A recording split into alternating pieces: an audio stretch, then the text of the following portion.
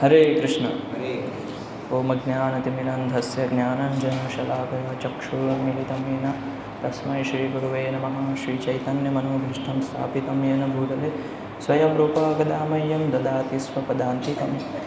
वन्देऽहं श्रीगुरो श्रीयुतपदकमलं श्रीगुरून् वैष्णवांश्च श्रीरूपं साग्रजातं सहगणरघुनाथं नितान्तं सजीवं साद्वैतं सावधूतं परिजनसहितं कृष्ण चैतन्यदेवं श्रीराधाकृष्णपादान् सहगणललिता श्रीविशाखान्वितांश्च नमो विष्णुपादाय कृष्णपृष्ठाय भूतले श्रीमते भक्तिवेदान्तस्वामिनिति नामिने नमस्ते सारस्वते देवे गौरवाणी प्रचारिणे निर्विशेषशून्यवादी पाश्चात्यदेशतारिणे। जय श्री कृष्ण चैतन्य प्रभु नित्यानंद श्री अद्वैत गदाधर शिवासादि गौरभक्तवृंद। हरे कृष्णा कृष्णा कृष्णा हरे हरे, हरे राम राम राम हरे हरे। हरे कृष्णा। तो कल जो हमने चर्चा की उसके बारे में सब लोग एक एक पॉइंट बताइए, फिर हम आगे बढ़ते हैं।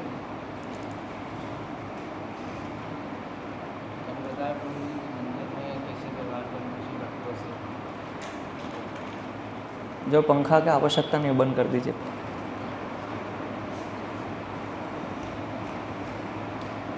और कोई?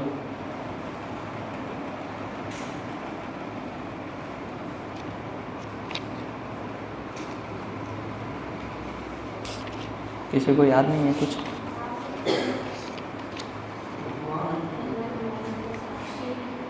हाँ, भगवान साक्षी है हर कार्य के लिए। उसके लिए मैंने एक कथा बताई थी।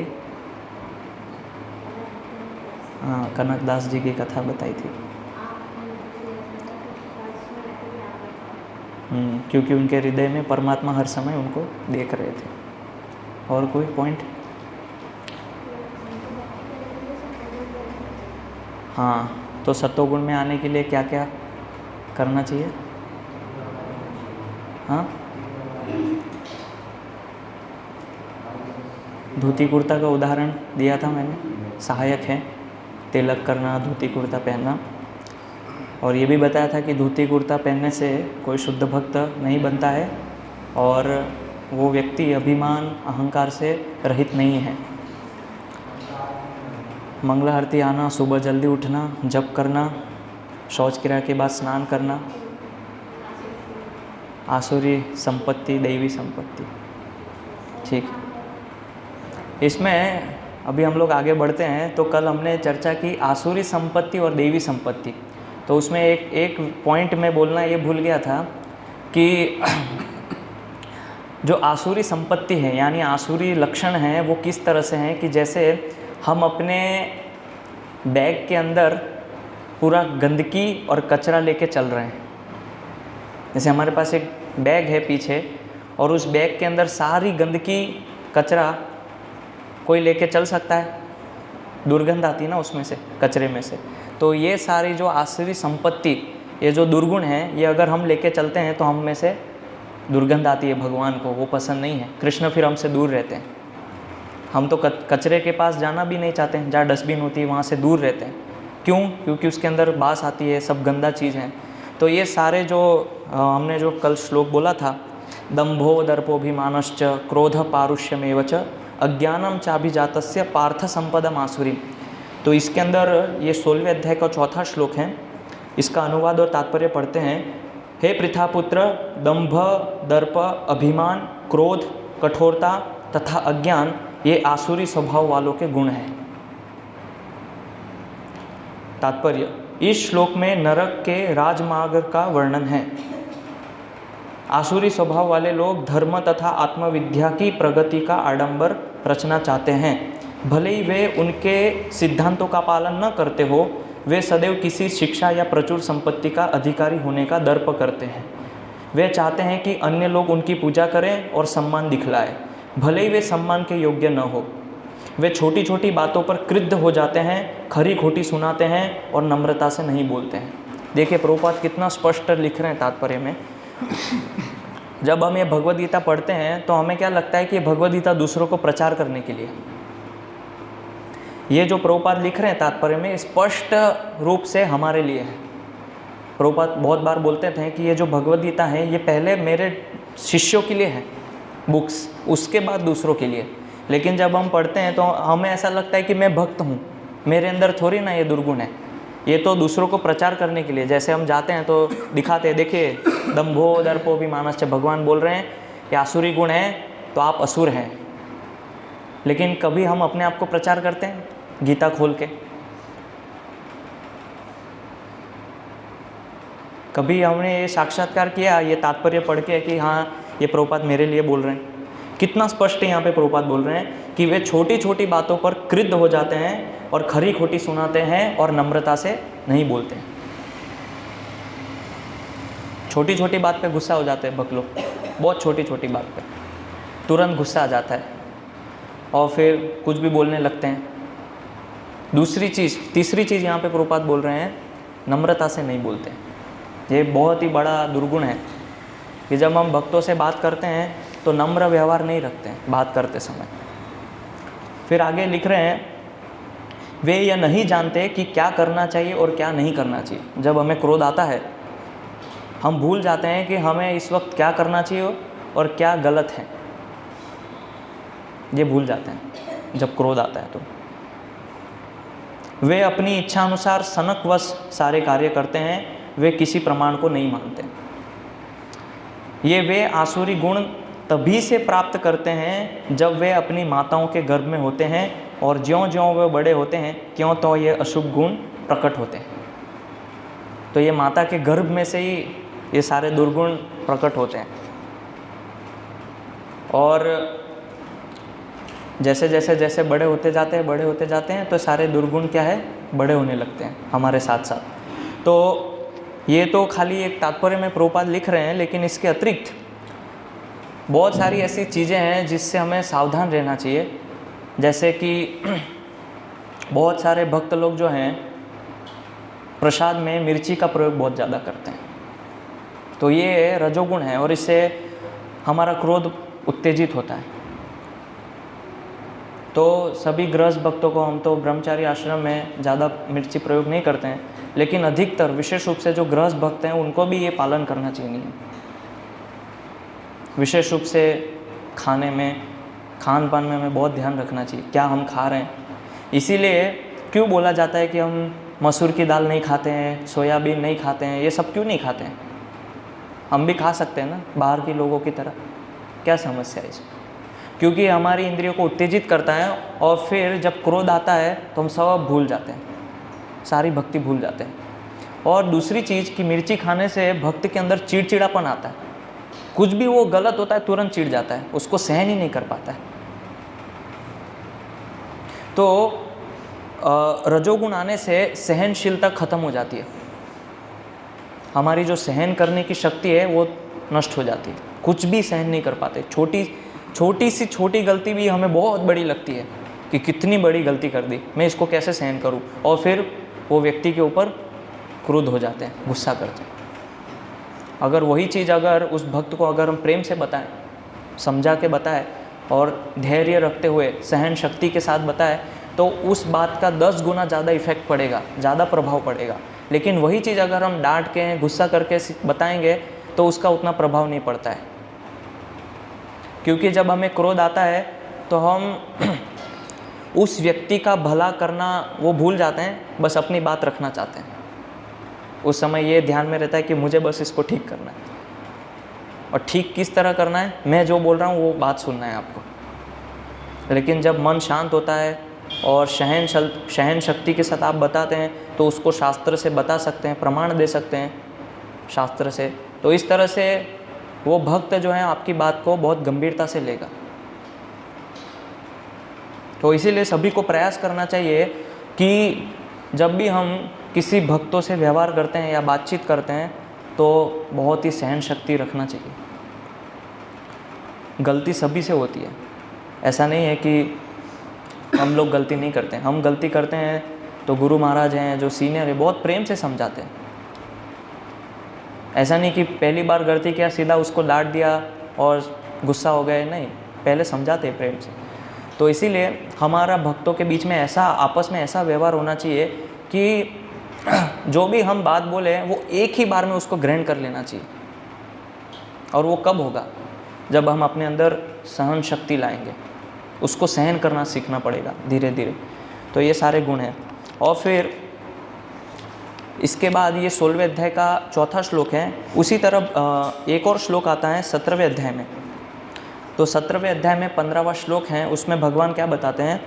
अनुद्वेगकरम वाक्यम सत्यम प्रिय हितम चयत स्वाध्याय अभ्यसनम चैव वांगमय तप उच्यते। वाणी की तपस्या क्या है, ये भगवान उसका वर्णन कर रहे हैं 17वें अध्याय में। तो ये जो अध्याय है इसका नाम है श्रद्धा के विभाग।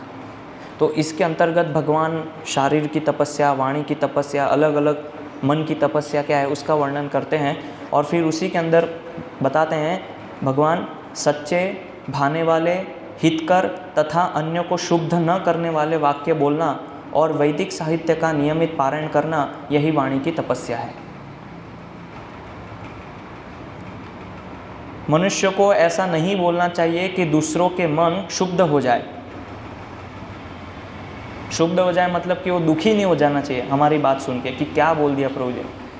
अगर आप उसको डांट भी रहे तो इस प्रकार से डांटना चाहिए कि वो उस बात को बहुत गंभीरता से ले कि हाँ इस बात में कुछ तथ्य है, इसीलिए वो मुझे बता रहे। अगर क्रोध करके हम सिखाते हैं या क्रोध करके या डांट के सिखाते हैं तो उस बात का प्रभाव केवल उस समय के लिए ही रहता है, केवल उतने समय के लिए। दोबारा वो गलती फिर करेगा, कोई सेम गलती। क्यों? क्योंकि उसने हृदय से आपकी बात को आत्मसात नहीं किया है। तो जब तक वो हृदय से आपकी बात को स्वीकार नहीं करेगा वो दोबारा गलती करेगा। लेकिन वही चीज़ अगर आप उसको प्रेम से बताएंगे तो एक ही बार में उसको अपने हृदय में उतार लेगा और कभी जीवन में वो गलती नहीं करेगा। संभावना बहुत कम हो जाएगी गलती की। तो इसीलिए यहाँ पे तात्पर्य में प्रभुपाद ये लिख रहे हैं कि मनुष्यों को ऐसा बोलना चाहिए जिससे दूसरों के मन शुद्ध ना हो जाए। इस बात का हमें बहुत ध्यान रखना चाहिए। निसंदेह जब शिक्षक बोले तो वह अपने विद्यार्थी को उपदेश देने के लिए सत्य बोल सकता है, लेकिन उसी शिक्षक को चाहिए कि यदि वह उनसे बोले जो उसके विद्यार्थी नहीं हैं तो उनके मन को शुद्ध करने वाला सत्य न बोले। यही वाणी की तपस्या है। इसके अतिरिक्त व्यर्थ की वार्ता नहीं करना चाहिए। आध्यात्मिक क्षेत्रों में बोलने की विधि यह है कि जो भी कहा जाए वह शास्त्र सम्मत हो, उसे तुरंत ही अपने कथन की पुष्टि के लिए शास्त्रों का प्रमाण देना चाहिए। इसके साथ साथ वह बात सुनने में अति प्रिय लगनी चाहिए। ऐसी विवेचना से मनुष्य को सर्वोच्च लाभ और मानव समाज का उत्थान हो सकता है। वैदिक साहित्य का विपुल भंडार है और इसका अध्ययन किया जाना चाहिए। यही वाणी की तपस्या कही जाती है। तो अभी मैं आपको कुछ उदाहरण दूंगा कि किस तरह से हम किस परिस्थिति में भक्तों के साथ कैसे व्यवहार करते हैं। तो एक जैसे कि कल मैंने बताया था कि हम लोग चर्चा करेंगे कि हमें अपने कार्यों से किस तरह संवेदनशील रहना चाहिए दूसरों के प्रति, और शब्दों में किस तरह से हमें ध्यान रखना चाहिए। तो एक बार एक भक्त बता रहे थे कि वो कार से पुस्तक वितरण जा रहे थे। तो कार में बैठे और एक भक्त जो है आने में लेट हो गए, उनको बहुत विलम्ब हो गया। तो उस भक्त को बुलाने के लिए वो प्रभु जी ने क्या किया, बहुत ज़ोर से 2 मिनट तक गाड़ी का हॉर्न बजाया। 2 मिनट तक कंटिन्यू हॉर्न बजा रहे। और फिर उसके बाद भी वो भक्त नहीं आया। 2 मिनट के बाद फिर और 2 मिनट तक हॉर्न बजाया। तो उससे क्या हुआ, ये सत्य घटना है। कॉलोनी के जो लोग थे वो बाहर आ गए। वो भक्त तो आया नहीं, कॉलोनी वाले बाहर आ गए, जो घर के किराएदार थे वो आ गए और पुलिस में कंप्लेन कर दिया। अभी हमको बहुत छोटी बात लग रही है कि क्या हो गया, मैं तो हॉर्न ही बजा रहा हूँ ना, लेकिन ये भूल गए कि उस कॉलोनी आसपास अन्य लोग रह रहे जो उनके कार्यों में व्यस्त हैं, उनको मैं परेशान कर रहा हूँ केवल एक भक्त के लिए। क्या मैं गाड़ी से उतर के उस भक्त को बुलाने नहीं जा सकता? तो इसको बोलते संवेदना। दूसरों के प्रति हमें संवेदना रखनी चाहिए कि क्या मेरे इस कार्य से दूसरे लोगों को तो परेशानी नहीं हो रही है, वो लोग प्रभावित नहीं होने चाहिए। जैसे उदाहरण के लिए कभी कभी मैंने ऐसे देखा है कि यहाँ पे कुछ भक्त लोग जप कर रहे हैं तो पुजारी को कुछ बोला, अरे प्रभु वो वहाँ रख दो, वो माला है ना उधर नहीं रखना है। यहाँ पे सभी भक्त जप कर रहे हैं तो आप इतना ज़ोर से क्यों चिल्ला रहे हैं? उनके पास जाके कान में बोलिए कि इसको यहाँ नहीं रखना है, लेकिन वहाँ इतनी दूर बैठे हैं और उधर चिल्ला रहे हो उसे क्यों? क्योंकि संवेदना नहीं है। इस तरह के कार्य कौन करता है? जो पशु होता है, जो जानवर होता है, उसके अंदर कोई संवेदना नहीं होती है। लेकिन जो इंसान होता है उसको पता है कि मेरे आसपास और भी बहुत सारे लोग हैं। कभी कभी मैं जब करता हूँ तो माता जी का आवाज़ उधर पीछे से इधर तक इतना दूर आते हैं, क्या बोल रहे हैं सब समझ में आता है जब के टाइम पे। ठीक है, आपको बात करना है बात कीजिए, लेकिन ये सावधानी रखिए कि यहाँ पे और भी अन्य भक्त हैं जो जप कर रहे हैं, जो अपने मन को भगवान कृष्ण में लगाने का प्रयास कर रहे हैं, नाम को ध्यानपूर्वक सुन रहे हैं, लेकिन आप उनके इस कार्य में बाधा उत्पन्न कर रहे हैं जोर से बात करके। इसका आपको अपराध लगेगा। अभी आपको ऐसा लग सकता है कि तो बहुत छोटी बात है, ये इतना क्यों सिखा रहे प्रभु जी, इससे क्या होगा? लेकिन ये सारी छोटी छोटी चीज़ें जो हैं ये वैष्णव अपराध के अंतर्गत आती है। इसीलिए तो हमने ये सब टॉपिक लिया कि वाणी की तपस्या क्यों है, कहाँ पे कब बोलना चाहिए, कैसे बोलना चाहिए, क्या वो ज़रूरी है उस समय, जब के समय बोलना वो आवश्यक है उसी समय, कि जब के टाइम के बाद में उसको नहीं बोलूँगा तो पता नहीं क्या बहुत बड़ी समस्या आ जाएगी, ऐसा कुछ है, देखना चाहिए हमें। तो ये सारी वाणी की तपस्या है। तो देखिए कि खाली ये तो एक उदाहरण है, तो ऐसे और भी अनेक उदाहरण हो सकते हैं कि जिससे हमारे कार्य से बड़ा झगड़ा भी हो सकता है। क्या किया इस प्रभु ने? कुछ नहीं किया, खाली हॉर्न बजाया ना, चिल्लाया नहीं, चिल्लाया, हॉर्न बजाया, लेकिन उससे देखिए परिस्थिति क्या हो गई कि पुलिस में कंप्लेन कर दी। अगर वही चीज़ वो गाड़ी से उतर के उस भक्त को बुलाने जाते तो इतनी बड़ी समस्या नहीं होती। कितना टाइम लगता है? जितना समय उन्होंने गाड़ी में बैठे बैठे हॉर्न बजाया, उतने टाइम में गाड़ी से उतर के अगर बुला के लाते हैं उतना ही समय लगता। तो ऐसे हमें अपने हर कार्य में सावधान रहना चाहिए। उसी तरह से प्रवचन है तो प्रवचन में बात नहीं करना है एक दूसरे से। कभी कभी क्या होता है कि जब प्रवचन चलता है तो प्रवचन के समाप्त होने के बाद प्रश्न उत्तर चलता है, तो लगता है मेरे लिए थोड़ी है प्रश्न, जिसने पूछा है वो सुनेगा, उसमें मेरा क्या है, तो बात करना चालू कर देते हैं। क्योंकि हमें लगता है कि प्रश्न मेरे लिए महत्वपूर्ण नहीं है, जिस भक्त ने प्रश्न पूछा है वो उसके लिए महत्वपूर्ण है। तो फिर आपस में खुसूर पुसूर करना चालू कर देते हैं, और जो वक्ता है वो बोले जा रहा है, हमें कोई मतलब नहीं उससे। तो ये सारी वाणी की तपस्या है। इसीलिए देखिए उपदेशामृत में सबसे पहले क्या बोला है? वाचो वेगम। क्रोध वेगम क्यों नहीं बोला है? या और भी बहुत सारी चीज़ें उसके अंदर है, लेकिन सबसे पहले क्या बोला है? वाचो वेगम।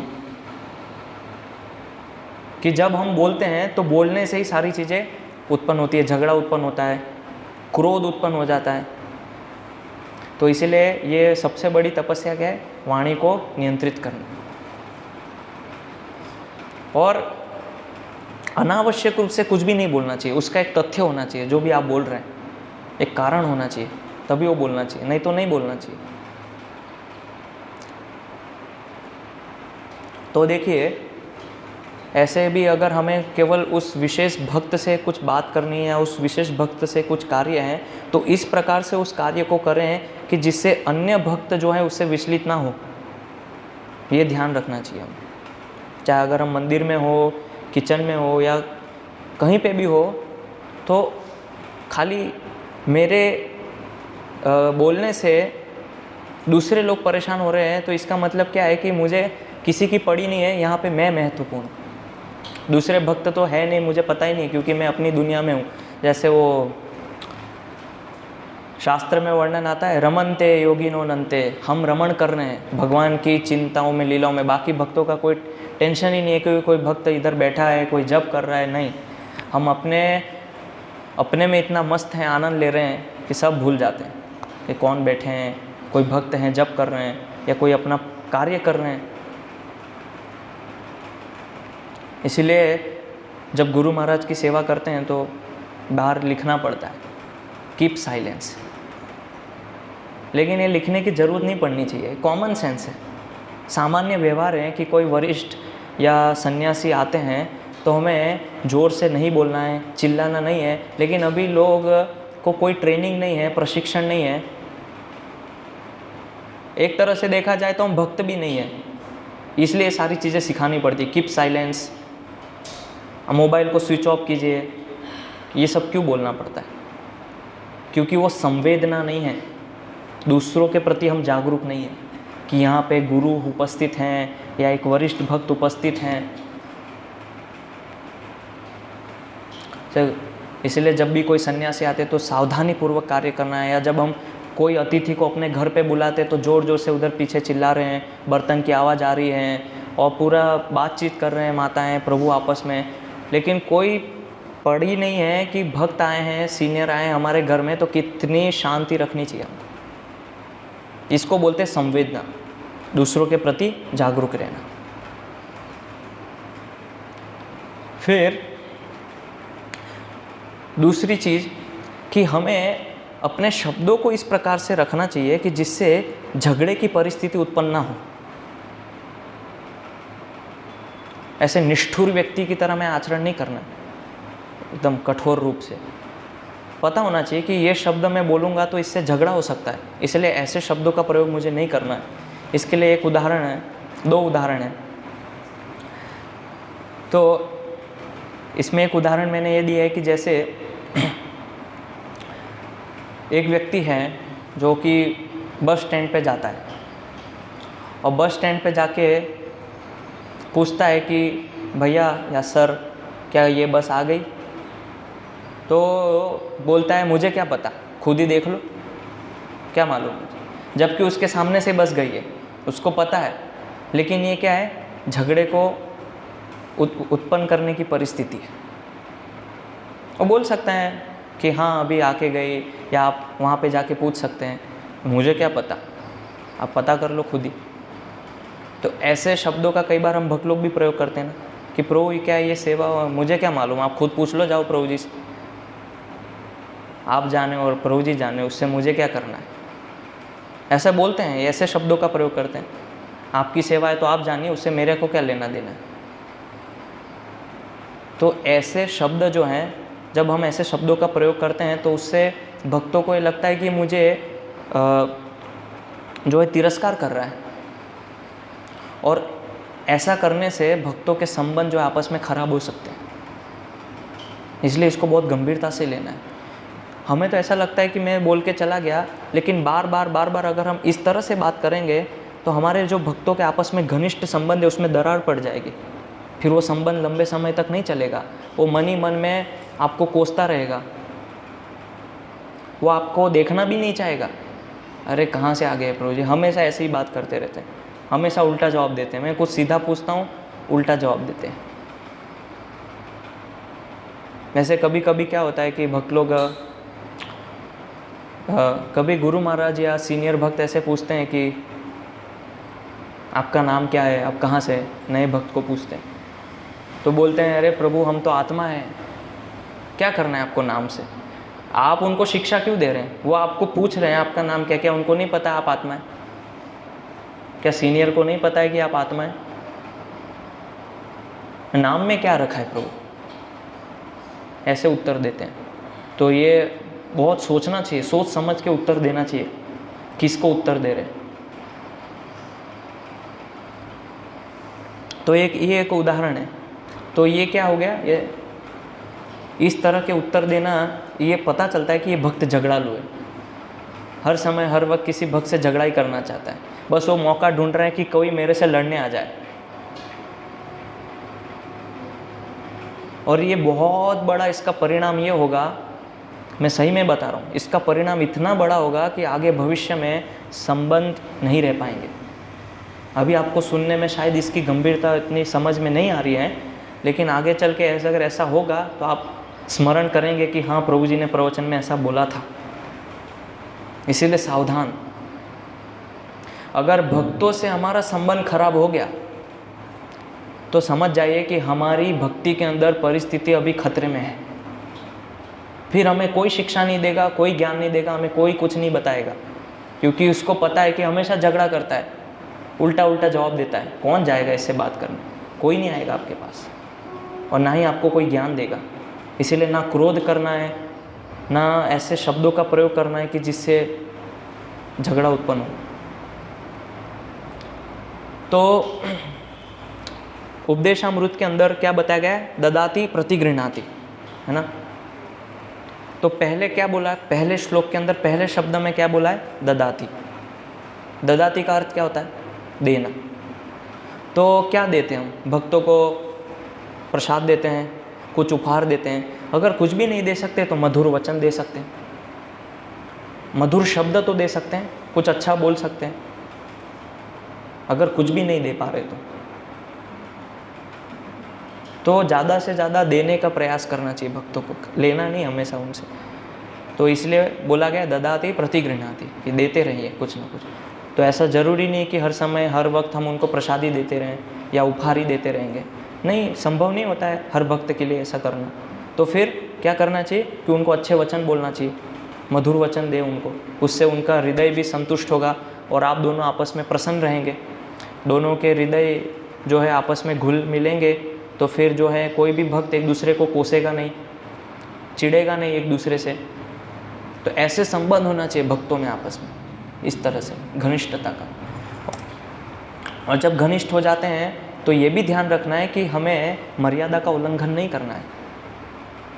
पता होना चाहिए कि ये मेरे से वरिष्ठ हैं, सीनियर है, तो मुझे इनसे कैसे बात करना है। इसी तरह से आपस में जो भक्त हैं उनको भी ये ध्यान रखना चाहिए कि मेरे से उम्र में बड़े हैं, ठीक है, मेरा घनिष्ठता से संबंध है, लेकिन कई बार क्या होता है कि मर्यादा उल्लंघन हो जाता है।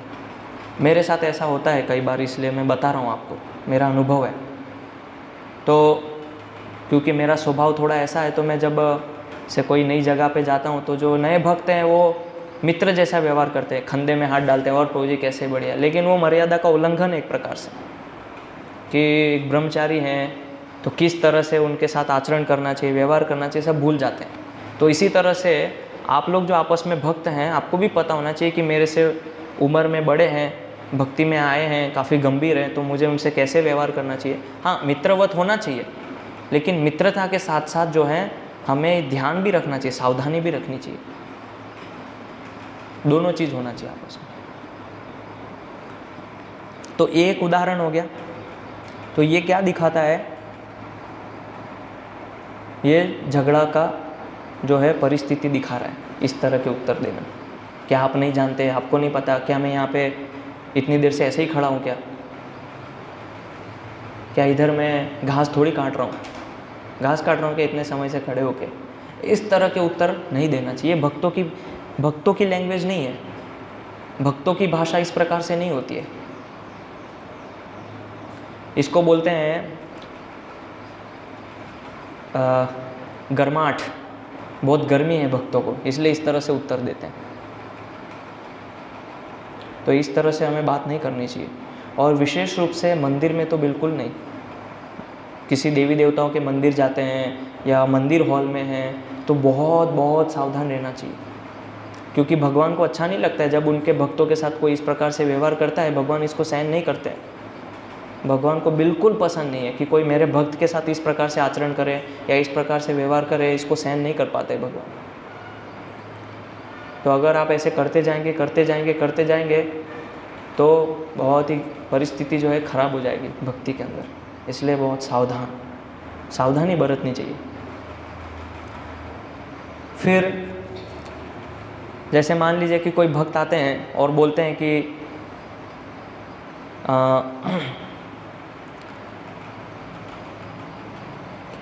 आप यहाँ पे बैठे हैं या कुछ जगह है, तो भक्त आके बोलते हैं कि मुझे यहाँ पे कुछ जगह मिल सकती है क्या, कुछ थोड़ी जगह दे सकते हैं। तो हम क्या बोलते हैं, उधर चले जाइए ना, इतनी बड़ी जगह खाली नहीं दिख रही क्या आपको, कि यहीं बैठना है क्या आपको? इस तरह से आचरण होना चाहिए हमारा। वो भक्त बोल रहा है तो उठ जाइए, ठीक है प्रभु जी आप बैठे, मैं कहीं और चला। लेकिन हम क्या, उधर जाइए ना, पूरा मंदिर तो खाली पड़ा है, इतना बड़ा मंदिर है, आपको मेरे बगल में ही आके बैठना है। क्या ये व्यवहारिक नहीं है जो मैं बता रहा हूँ? बताइए, ऐसा होता है ना? ये जो भी मैंने उदाहरण दिए होता है, इसलिए मैंने लिखा है। ऐसे मान लीजिए हम प्रसाद के लिए लाइन में बैठे हैं और एक माता जी या कोई प्रभु जी किसी के बगल में बैठना चाहते हैं, कुछ भी कारण हो सकता है, या उनको कुछ चर्चा करनी है या कुछ जो भी है, माता जी क्या मैं यहाँ बैठ सकती हूँ? नहीं, उधर चले जाइए, अब तो मैं यहीं बैठूँगी, मैं पहले यहाँ बैठ चुकी हूँ, तो आप वहाँ चले जाइए। हमें तो उठ जाना चाहिए, ठीक है माता जी आप बैठिए, मैं उठ जाती हूँ, कहीं और बैठ जाऊँगी।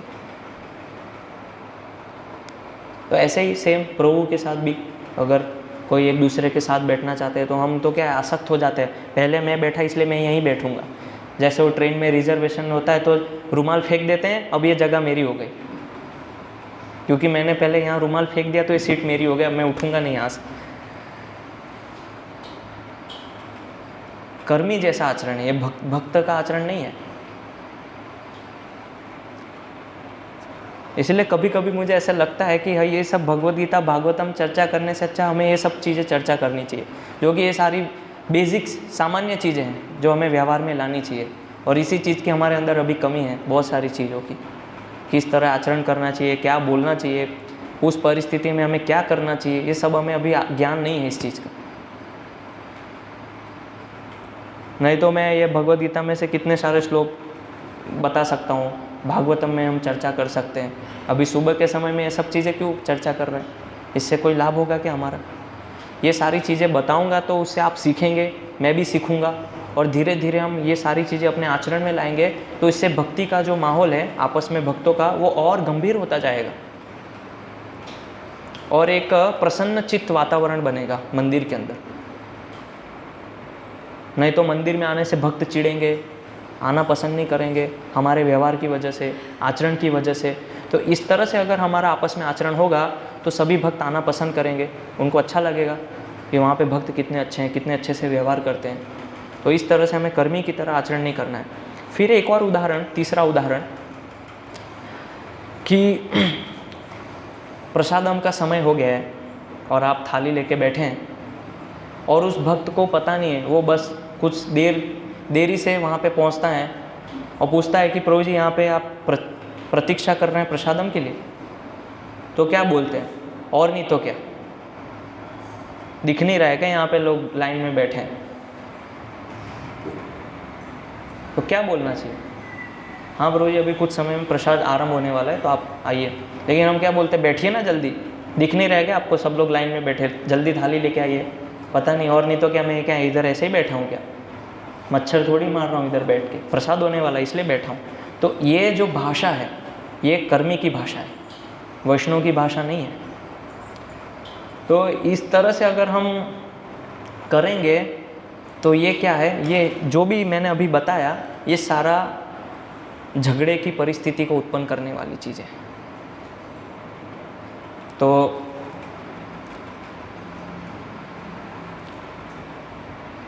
इसीलिए सदाचार क्या है कि आपस में हम शांतिपूर्ण रहें और भक्तों से एक दूसरे से चर्चा करें। सदाचार में हम अपने आप को सावधानी बरतें, क्या क्या सदाचार है उसको जानें, और फिर कठोरता से व्यवहार न करें, भक्तों के साथ निष्ठुर व्यक्ति की तरह आचरण न करें। और अगर ऐसा करेंगे तो उससे क्या होगा कि हमारा खुद का भी नुकसान होगा और दूसरे भक्तों का भी नुकसान होगा। ना हमें कुछ लाभ हो पाएगा, ना सामने वाले भक्त को कुछ लाभ हो पाएगा। इसीलिए रजोगुण में कार्य नहीं करके सतोगुण के अंदर स्थित होकर हमें वाणी में भी सतोगुण लाने का प्रयास करना चाहिए, व्यवहार में भी सतोगुण लाने का प्रयास करना चाहिए। तो इस तरह से जब हम सतोगुण में आएंगे, फिर देखिए धीरे धीरे आप कितने तीव्रता से भक्ति में इतना आगे जाएंगे, बहुत जल्दी, फास्ट, तीव्र गति से, जिसकी कोई तुलना नहीं। नहीं तो इसी तरह से हम, ये सारी चीज़ें क्यों हैं? ये सारी चीज़ें जो मैंने बताई ये एक्चुअली हमें रजोगुण और तमोगुण से ऊपर उठाने के लिए है ये सारी चीज़ें। तो जितना हम इसका अपने जीवन में आचरण लाएंगे, पालन करेंगे, तो धीरे धीरे हम सतोगुण में जाएंगे और फिर और अधिक सतोगुण में जब भक्त जाता है तो भगवान से उसका संबंध और गहरा होता जाता है। उतना ही वो भगवान को धीरे धीरे साक्षात्कार कर पाता है। कब? जब तमोगुण और रजोगुण से ऊपर जाएंगे तब। इसीलिए ये सारी चीज़ें पालन करने से हम सतोगुण की तरफ बढ़ते हैं। नहीं तो ऐसे ही कार्य कर सकते हैं ना, जो हम बाहर जिस प्रकार से भाषा प्रयोग करते हैं वो भाषा यहाँ पे भी प्रयोग कर सकते हैं, क्या समस्या है? इसलिए जैसी भी परिस्थिति हो, उस परिस्थिति में हमारी समझ क्या है, अंडरस्टैंडिंग क्या है, ये भक्त को इसमें परिपक्व बनना है कि इस परिस्थिति में मुझे क्या सोचना है। तो मैं आपको 3 कथा बताता हूँ 3 आचार्यों की शॉर्ट में, और फिर हम ख़त्म करते हैं। तो मतलब देखिए 3 आचार्य हैं, तीनों के साथ अलग अलग परिस्थिति हैं, लेकिन तीनों की विचारधारा किस प्रकार से, आप देखिए। पहला उदाहरण आता है संत तुकाराम महाराज का। तो तुकाराम महाराज भगवान के कितने शुद्ध भक्त हैं। अगर आप चैतन्य चरितामृत में पढ़ेंगे तो बहुत अच्छा उनका वर्णन आता है तुकाराम महाराज का। बहुत भगवान के इतने प्रिय भक्त थे, सबको पता है कि भगवान उनको लेने आए पुष्पक विमान से। लेकिन उनके जो पत्नी थी, इतना गाली देती थी, डंडे से मारती थी, सुबह उठते से ही गाली देना चालू कर देती थी तुकाराम महाराज को, सुबह उठते से ही गाली। इतनी विपरीत परिस्थिति में भी वो क्या बोल रहे हैं भगवान से कि भगवान विट्ठल, उनके जो भगवान थे विट्ठलनाथ, तो बोल रहे हैं कि भगवान आपसे जो है मैं बहुत ही कृतार्थ हूँ और मैं आपका आभारी हूँ कि आपने इस तरह से पत्नी दी मुझे, बहुत अनुकूल पत्नी दी। अगर ये इस प्रकार से नहीं करती तो शायद मेरा मन भक्ति में नहीं लग पाता। अगर अच्छा व्यवहार करती, मुझे मारती नहीं, गाली नहीं देती, तो फिर मैं शायद इतनी भक्ति में अपने आप को नहीं लगा पाता। लेकिन ये पत्नी आपने ऐसी दी है, इसलिए मेरी भक्ति में बहुत प्रगति हो रही है। समझ, परिस्थिति विपरीत है लेकिन फिर भी उनकी समझ दिखिए। दूसरा उदाहरण आता है संत एकनाथ महाराज, ये भी महाराष्ट्र के ही है। तो एकनाथ महाराज जो थे वो भी भगवान के बहुत प्रिय भक्त हैं। शास्त्र में वर्णन नहीं है, लेकिन आप महाराष्ट्र में जाएंगे तो बहुत लोग जानते हैं। तो उनकी जो पत्नी थी इतनी अनुकूल थी कि पति उठने से पहले उठ जाती है, वो उनकी सेवा भी करती हैं और हर कार्य में उनका पूरा सहयोग करती है। तो क्या बोलती है एकनाथ महाराज भगवान से, क्या बोलते हैं कि भगवान अगर ऐसी पत्नी नहीं मिलती तो शायद मैं भक्ति नहीं कर पाता। उधर देखिए वो क्या बोल रहे हैं और यहाँ पे देखिए वो क्या बोल रहे हैं कि इतनी अनुकूल पत्नी है इसलिए मैं ये सब कर पा रहा हूँ, आपके चरणों में मैं ध्यान कर पा रहा हूँ और कृष्ण भक्ति में आगे बढ़ पा रहा हूँ। क्यों? क्योंकि मेरी पत्नी इतनी अनुकूल आपने दी है भगवान, जो मेरे हर कार्य में सहयोग करती है। तीसरी आचार्य की कथा आती है नरसिंह मेहता। तो नरसिंह मेहता जो थे वो गुजरात के आचार्य हैं, वो भी प्रामाणिक भक्त हैं भगवान के। तो उनकी पत्नी का अवसान हो जाता है, वो मर जाती है। तो वो क्या बोल रहे हैं भगवान से कि भगवान अच्छा किया, 2 चूड़ियाँ आपस में रहती है तो खटपट होती है, इसीलिए अच्छा किया कि एक चूड़ी जो है आपने आपके चरणों में बुला लिया तो भी मैं अच्छे से भक्ति कर सकता हूँ, अभी मेरा मन लगेगा। अच्छा कि आपने मेरी पत्नी को आपके पास पहले ही बुला लिया, तो अभी मैं मेरे मन को आपके चरणों में लगाऊंगा और मैं अच्छे से आपका स्मरण करके आपके पास आने का प्रयास करूंगा। परिस्थिति देखिए आपने तीनों के जीवन में, लेकिन तीनों की समझ क्या है, किस तरह से उसको ले रहे हैं। तो ऐसे हमारे साथ किसी भी तरह की परिस्थिति हो, उसको किस तरह से हम अनुकूल बना सकते हैं, ये हमारे ऊपर है, हमारी समझ के ऊपर है। तुकाराम महाराज की पत्नी खराब थी, लेकिन फिर भी वो उसको अनुकूल रूप में ले रहे हैं। एकनाथ महाराज जो हैं, उनकी पत्नी पूरी अनुकूल है, पूरा उनका सहयोग कर रही है, फिर भी उसको कह रहे हैं कि कितना अच्छा है। और इधर नरसिंह मेहता उनकी पत्नी छोड़ के चली गई, फिर भी वो कह रहे हैं कि अब मैं अच्छे से भक्ति कर सकता हूँ। तो ऐसे परिस्थिति को सुधारना वो हमारे हाथ में है, और ख़राब करना वो भी हमारे हाथ में है, बिगाड़ना परिस्थिति को। कोई बाहर से आके नहीं खराब करता है, कोई बाहर से आके बिगाड़ता नहीं है। हमारी समझ क्या है, हमारी परिपक्वता क्या है, शास्त्रों से हम क्या सीखे हैं, हमने क्या साक्षात्कार किया है, वो उस परिस्थिति में हमें पता चलता है। तो इसीलिए जिसकी समझ ही नहीं है उसका सारा जीवन वेस्ट है।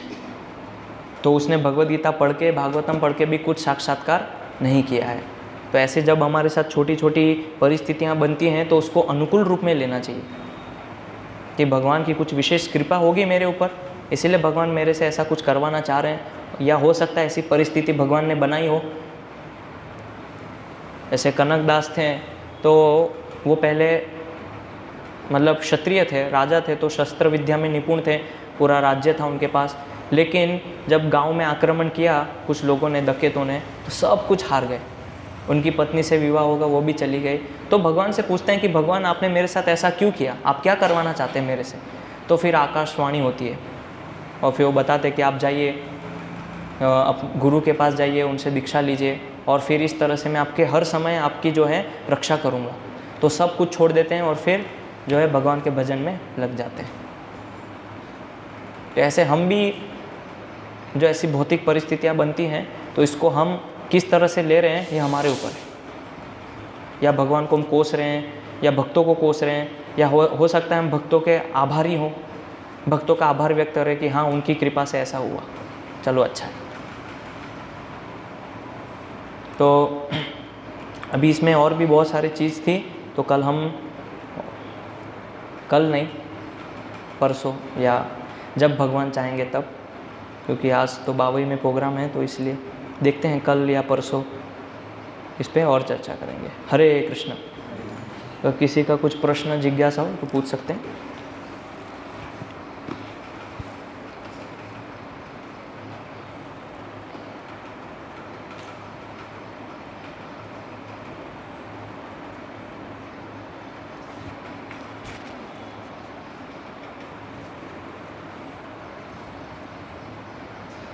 कुछ सुनना हो, समझना हो, या कुछ समझ में नहीं आया हो।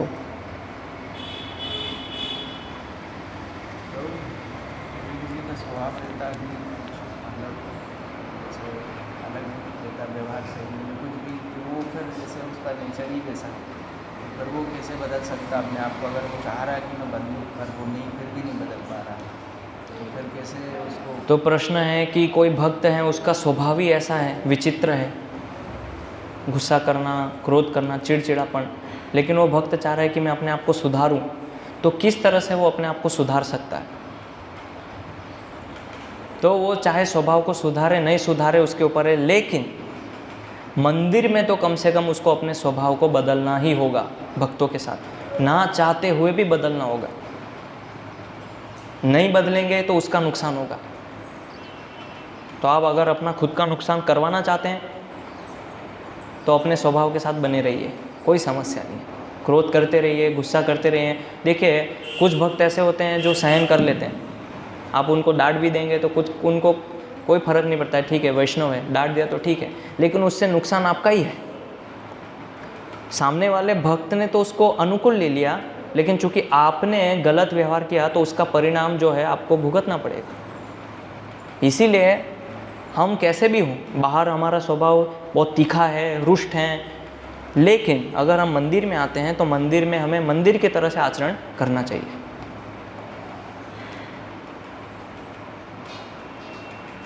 ऐसे बहुत कम भक्त होते हैं कि जो सहन कर लेते हैं, लेकिन कुछ भक्त ऐसे भी होते हैं जो सहन करके मन में 10 गालियाँ दे देते हैं, तो वो भी अपराध है। इसीलिए अगर हम ऐसा बोलेंगे ही नहीं, हमारा स्वभाव जो है नम्र रखेंगे, विनम्रता से बात करेंगे, तो ना आपका हानि है ना सामने वाले का हानि है, दोनों का फ़ायदा है। ना वो आपको मन में गाली देगा, ना ही वो वैष्णव अपराध करेगा, ना ही आप वैष्णव अपराध करेंगे। इसलिए प्रभुपाद ने यहाँ पे तात्पर्य में बोला ना कि नम्रता से बोलना चाहिए।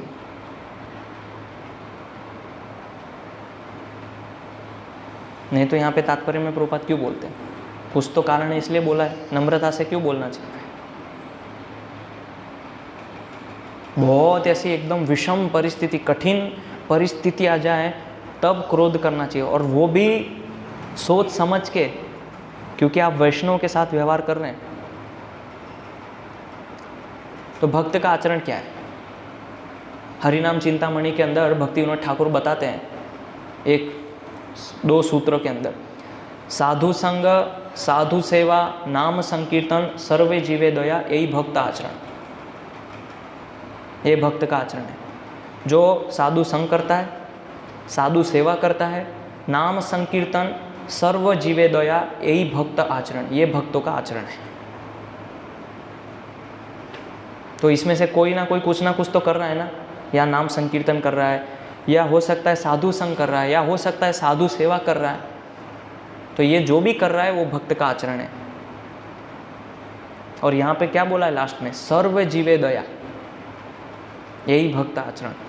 सभी जीवों के प्रति दया करना ये एक भक्त का और वैष्णव का आचरण है। हरिनाम चिंतामणि में भक्तिविनोद ठाकुर बताते हैं।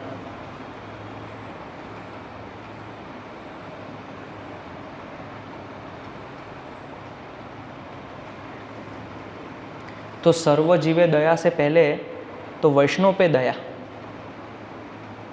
सर्व जीवे दया तो बहुत उच्च बात हो गई, लेकिन पहले हम वैष्णव पे दया तो दिखाएं। यहाँ पे करुणा, श्रील प्रभुपाद जो हैं कितना सहन किए। अभी हम वो आगे चर्चा करेंगे कि प्रभुपाद के साथ क्या क्या हुआ और किस परिस्थिति में प्रभुपाद ने क्या किया। तो ऐसे हमें उसको सहन करना चाहिए। जीवे दया, वैष्णव के ऊपर करुणा कीजिए, कृपा कीजिए बस। और फिर भगवान इतना प्रसन्न होंगे आपसे, इतना प्रसन्न होंगे कि वो आपको इतना कृपा देंगे जिसकी कोई कल्पना नहीं है। तो हम प्रयास तो कर रहे हैं भक्ति में आगे बढ़ने का, लेकिन उसके साथ साथ भगवान का कृपा भी चाहिए। तो इस तरह से जो हम अभद्र व्यवहार कर रहे हैं, गलत बोल रहे हैं, ये भगवान की जो कृपा और गुरु की कृपा है उसको रोक देती है बीच में। क्योंकि ये परंपरा से कृपा आ रही ना, प्रभुपाद उनके गुरु और इस तरह से फिर गुरु परंपरा से लेके कृष्ण से ये कृपा आ रही है। तो ये बीच में रुक जाती है जब हम इस तरह से व्यवहार करते हैं, आचरण करते हैं। भगवान को पता है ये कृपा के लायक ही नहीं है, इसका आचरण ही सही नहीं है, तो इसको कृपा दे के मैं क्या करूं? तो वो कृपा रुक जाती है। फिर क्या ये संभव है कि हम अपने प्रयास से कृष्ण भक्ति में आगे बढ़े? असंभव है। तो प्रयास के साथ साथ हमें गुरु परंपरा और प्रभुपाद और कृष्ण की कृपा चाहिए। अगर हम इस तरह से आचरण करेंगे तो फिर हमें कृपा कैसे प्राप्त होगी भगवान की? जैसे एक पानी बह रहा है और बीच में अगर मैं कुछ डाल दूँ तो क्या वो पानी आगे जा पाएगा? नहीं जा पाएगा, वो रुक जाएगा पानी। तो इस तरह से ये सब चीज़ों में हमें सावधान रहना चाहिए। ये बहुत सामान्य बेसिक चीज़ें हैं जो मैंने बताया, लेकिन बहुत महत्वपूर्ण है ये और व्यवहारिक है, जो पालन करने से हमारा ही फायदा है। हरे कृष्ण। श्रील प्रभुपाद की जय। श्रीमद् भगवद गीता की जय। निताय गौर प्रेमानंदे। हरि हरि बोल।